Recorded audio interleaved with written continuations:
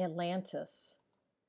Several authors have written about Atlantis. Atlantis is the mythical and legendary island that was in the Atlantic that was supposed to have sunk beneath the waves in one day. The first author I'm going to talk about is Manly P. Hall. He was a Canadian born author and mystic, and he's best known for his 1928 work, The Secret Teachings of All the Ages. Manly P. Hall was born in March of 1901, and he died August 29, 1990. He mentions, as I show you in this book, Atlantis. Notice the flying apparatuses or vehicles. Listen to what he wrote.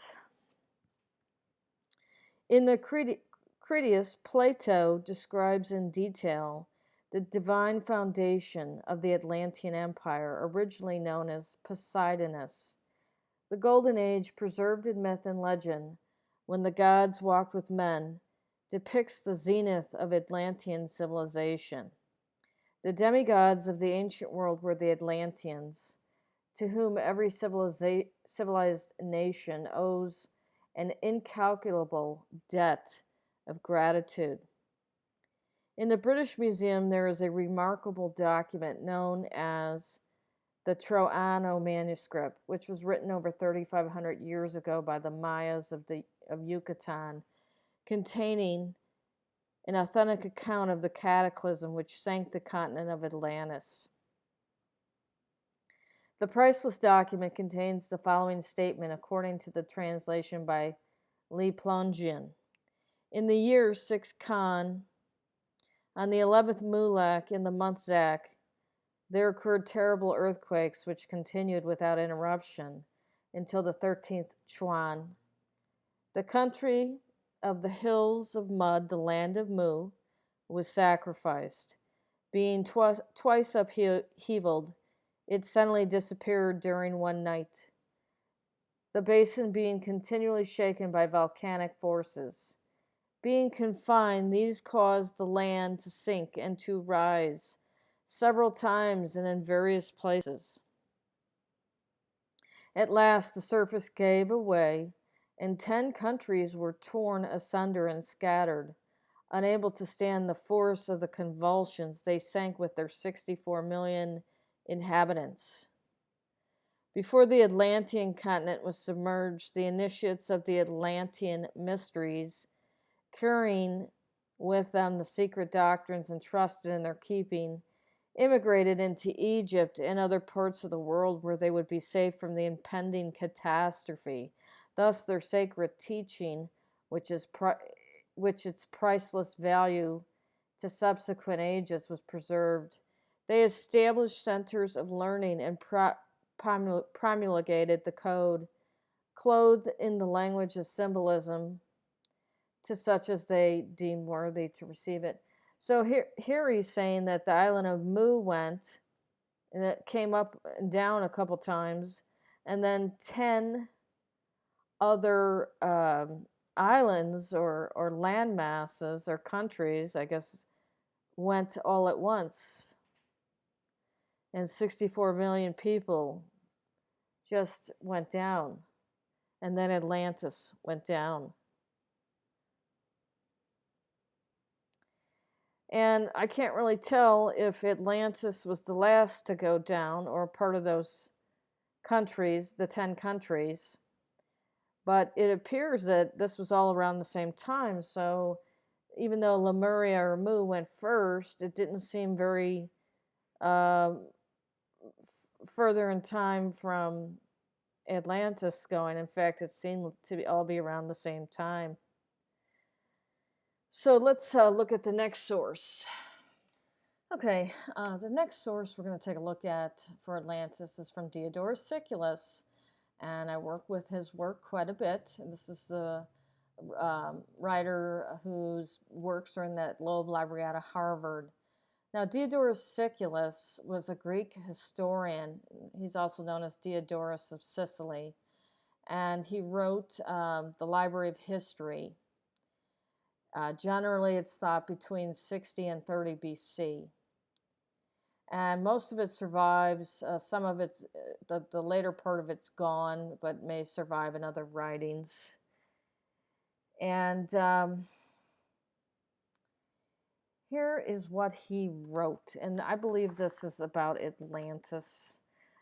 Book 3, Library of History, that I have, starting on page 145. For there lies out in the deep of Libya an island of considerable size, and situated as it is in the ocean, it is distant from Libya a voyage of a number of days to the west. Its land is fruitful, much of it being mountainous, and not a little being a level plain of surpassing beauty. Through it flow navigable rivers, which are used for irrigation, and the island contains many parks planted with trees of every variety, and gardens in great multitudes, which are traversed by streams of sweet water. On it also are private villas of costly construction. And throughout the gardens, banqueting houses have been constructed in a setting of flowers, and in them the inhabitants pass their time during the summer season. Since the land supplies in abundance everything which contributes to enjoyment and luxury. The mountainous part of the island is covered with dense thickets of great extent, and with fruit trees of every variety, and inviting men to life among the mountains. It has cozy glens and springs in great number. In a word, this island is well supplied with springs of sweet water, which not only makes the use of it enjoyable for those who pass their life there, but also contribute to the health and vigor of their bodies. There is also excellent hunting of every manner of beast and wild animal, and the inhabitants, being well supplied with this game at their feast, lack of nothing which pertains to luxury and extravagance. For in fact, the sea which washes the shore of the island contains a multitude of fish, since the character of the ocean is such that it abounds and throughout its extent with fish of every variety. And speaking generally, the climate of the island is so altogether mild that it produces in abundance the fruits of the trees and the other seasonal fruits for the larger part of the year, so that it would appear that the island, because of its exceptional felicity, were a dwelling place of a race of gods and not of men. In ancient times, this island remained undiscovered because of its distance from the entire inhabited world, but it was discovered at a later period for the following reasons. The Phoenicians, who, from ancient times on, made voyages continually for purposes of trade, planted many colonies throughout Libya, and not a few as well in the western part of Europe. And since their ventures turned out according to their expectations, they amassed great wealth and essayed to voyage beyond the pillars of Heracles into the sea, which men call the ocean. And first of all, upon the strait itself, by the pillars, they founded a city on the shores of Europe. And since the land in that city, they built many works appropriate to the nature of the region, and among them a costly temple of Heracles. And they instituted magnificent sacrifices, which were conducted after the manner of the Phoenicians. And it came to pass that the shrine has been held in the honor beyond the ordinary, both at the time of its building and in comparatively recent days, down even to our own lifetime. Also, many Romans, distinguished men who have performed great deeds, have offered vows to this god, and these vows they have performed after the completion of their successes. The Phoenicians then, while exploring the coast outside the pillars for the reasons we have stated, and while sailing along the shore of Libya, were driven by strong winds a great distance out into the ocean. And after being storm-tossed for many days, they were carried ashore on the island we mentioned above. And when they had observed its felicity and nature, they caused it to be known to all men. Consequently, the Tyrrhenians, at that time, when they were masters of the sea, purported to dispatch a colony to it, but the Carthaginians prevented their their doing so, partly out of concern lest many inhabitants of Carthage should remove there because of the excellence of the land, and partly in order to have ready in it a place in which to seek refuge against an incalculable turn of fortune, in case some total disaster should overtake Carthage. For it was their thought that since they were masters of the sea, they would thus be able to move households and all to an island which was unknown to their conquerors. But since we have set forth the facts concerning the ocean lying off Libya and the islands, we shall now turn our discussions to Europe. Okay, so we don't know if this large island would be America or Atlantis. It's a rather interesting read, and it's telling you the Phoenicians were there. And if it was basically America, that pretty much proves out what I've been saying, that the Phoenicians were in America setting up colonies. Now let's look at the third source for Atlantis, and that would be Plato. Okay, now Plato was a Greek philosopher and mathematician who lived about was born about 428 or 427 BC and died about 348 or 347 BC. And he wrote quite a bit, and out of Athens, and his teacher was Socrates, and his student was Aristotle. So you usually see those three, Socrates, Plato, and Aristotle, mentioned in quite a bit in literature. But in Plato's Timaeus and Critias, he does talk about Atlantis, and he talks about Zeus giving it to Poseidon, and describes what happens. I'm going to read a little bit from it. The leadership and conduct of the war were on the one side in the hands of our city, on the other in the hands of the kings of Atlantis. At that time, as we said, Atlantis was an island larger than Libya and Asia put together, though it was subsequently overwhelmed by earthquakes and is the source of the impenetrable mud which prevents the free passage of those who sail out of the straits into the open sea. The course of our narrative as it unfolds will give particulars about the various barbarian and Greek nations of the day, but we must begin with an account of the resources and constitutions of the Athenians and their antagonists in the war, giving precedence to the Athenians. Once upon a time, the gods divided up the earth between them, not in the course of a quarrel, for it would be quite wrong to think that the gods do not know what is appropriate to them, or that knowing it they would want to annex what properly belongs to others. Each gladly received his just allocation and settled his territories, and having done so, they proceeded to look after us, their creatures and children, as shepherds look after their flocks.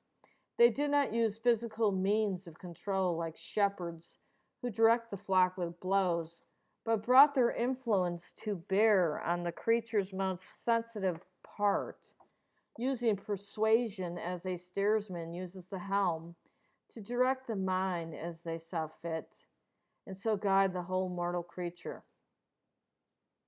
The various gods then administered the various regions which had been allotted to them, but Hephaestus and Athene, who shared as brother and sister a common character and pursued the same ends in their love of knowledge and skill, were allotted this land of ours as their joint sphere, and as a suitable and natural home for excellence and wisdom.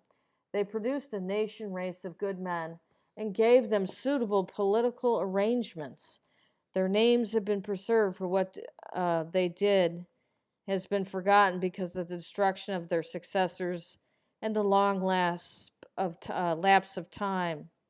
For as we said, the survivors of this destruction were an unlettered mountain race who had just heard the names of the rulers of the land but knew little of their achievements. They were glad enough to give their names to their own children, but they knew nothing of the virtues and institutions of their predecessors, except for a few hazy reports. For many generations, they and their children were short of bare necessities, and their minds and thoughts were occupied with providing for them, to neglect of earlier history and tradition. For an interest in the past and historical research come only when communities have leisure and when men are already provided with the necessities of life. That is how the names, but not the achievements of this early generations, come to be preserved. My evidence is this, that Cecrops, Erectonius, Eurystheston, and most of the other names recorded before Theseus occurred according to Solon in the narrative of the priest about this war. And the same is true of the women's names. What is more, as men and women in those days both took part in military exercises, so the figure and image of the goddess following this custom was in full armor, as a sign that whenever animals are grouped into male and female, it is natural for each sex to be able to practice its appropriate excellence in the community. So Plato continues on and describes things about this ancient land.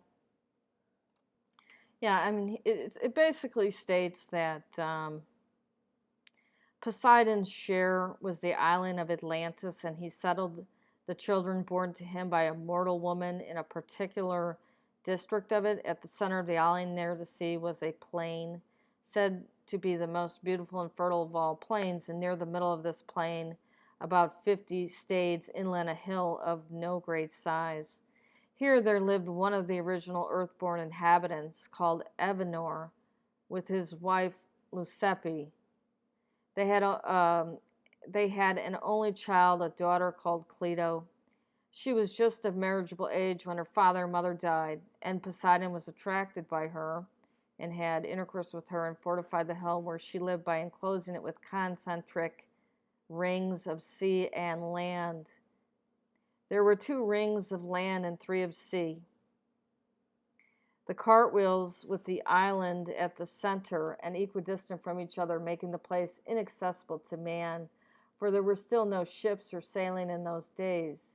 He equipped the central island with godlike lavishness. He made 2 springs flow, one of hot and one of cold water, and caused the earth to grow abundant produce of every kind. He begot 5 pairs of male twins, brought them up, and divided the island of Atlantis into 10 parts, which he distributed between them. He allotted the elder of the eldest pair of twins his mother's home district and the land surrounding it, the biggest and best allocation, and made him king over the others. The others he made governors, each of a populace and large territory. He gave them all names. The eldest, the king, he gave a name from which the whole island and surrounding ocean took their designation of Atlantic, deriving it from Atlas, the first king. His twin of whom was allocated the furthest part of the island towards the Pillars of Heracles, and facing the district now called Gardera, which was called in Greek Eumelus, but it in his own language Gardarus, which is presumably the origin of the present name. Of the second pair he called one Ampheres and the other Eumen. The elder of the third pair was called Nesmus, the younger Autochton. The elder of the fourth Elasippus, the younger Mestor. The name given to the elder of the fifth pair was Azaz, to the younger Diaprepes. They and their descendants for many generations governed their own territories and many other islands in the ocean, and as has already been said, also controlled the populations this side of the straits as far as Egypt and Tyrrhenia. Atlas had a long and distinguished line of descendants, eldest son succeeding eldest son, and maintaining the succession unbroken for many generations.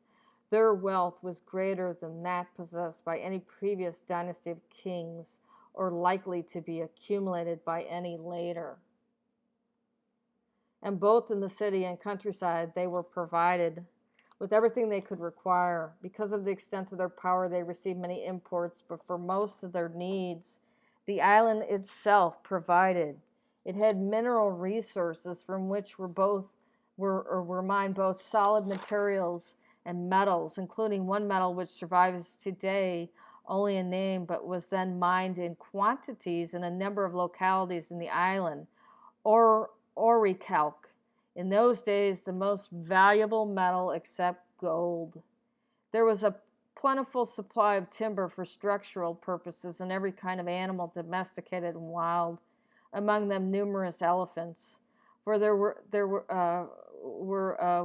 was plenty of grazing for the largest and most voracious of beasts, as well for all the creatures whose habitat in marsh, swamp, and river, mountain, and plain. Besides all this, the earth bore freely all the aromatic substances and flowers and fruit.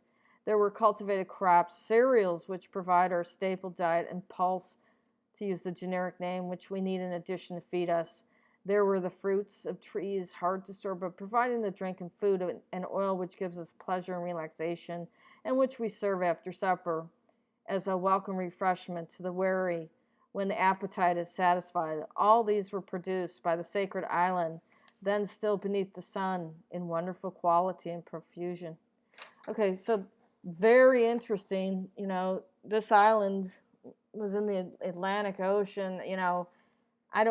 It doesn't sound like America, but it's interesting he said elephants, because there were mammoths all over the Americas at one point. What was also interesting was the reference here. It says, here there lived one of the original earth-born inhabitants called Evanor with his wife Lucepe. They had an only child, a daughter called Cleto. And, apparently that they were on that island, or, earthborn. I thought that was interesting. Original earthborn inhabitants. So were the gods not earthborn that were in this Phoenician area? So that's rather interesting as well. And there are two other sources for Atlantis. One is a guy named Ignatius Donnelly, and he was a congressperson, but he published this in 1882 originally, and he was looking at all the similarities in cultures, and he tried to prove out the existence of Atlantis due to the similarities. He was a lawyer and a politician, born in 1831, died in 1901. But he tried to collect as much evidence as he could. He was looking at comparative anthropology and archaeology, and similarities in cultures to prove out what people were saying Atlantis was. Edgar Cayce also talked about Atlantis quite a bit and cites it going back before 50,000 BC. And it just goes back even more. So, and then he talks about the destructions of it and all of the people that went. So perhaps at a later date I'll get into that a little bit more. But those are, several different writers that talk about Atlantis, and it connects up to Poseidon, the brother of Zeus. That was his island, and he married the original earthborn woman, Cleto. And I find it interesting that Plato made a distinguishment, but cites that, Poseidon was Phoenician. He came out of the Phoenician area, which is what I've been telling you guys all along. And the Phoenicians were traveling all over the place, exploring. So very possible they made it to the Americas as well, if the land masses were all there. We don't know what was going on, because the lands were coming and going, And there's a native story about Turtle Island being America, that it rose. So was the America there before all of this? Before Atlantis or during Atlantis? We don't know.